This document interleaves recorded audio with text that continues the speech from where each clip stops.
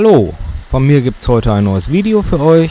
Und zwar geht es um den Corsa, wie es in dem Titel schon heißt. Opel Corsa quietscht.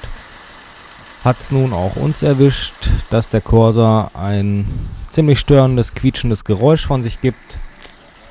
Und da wollen wir dann mal nachschauen, was es sein kann. Als erstes kommt einem da natürlich der Keilriemen in den Sinn und das wird sich dann noch zeigen. Hört erstmal rein.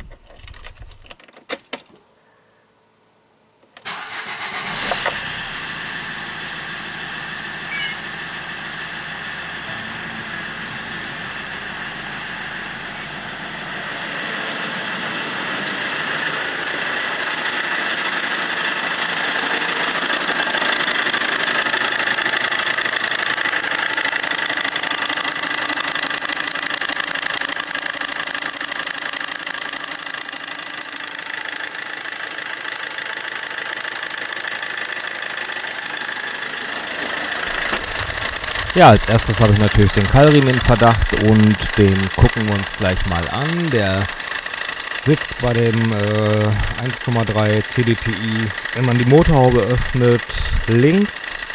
Man kann den sofort schon recht gut erkennen.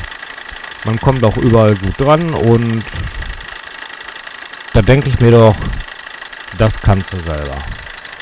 Also besorge ich mir jetzt mal einen neuen Keilriemen und die Spannrolle, habe ich gehört, dass die gerne auch mal quietscht. Dann erneuern wir mal die Spannrolle und den Keilriemen und das seht ihr in meinem nächsten Video. Danke fürs Zuschauen.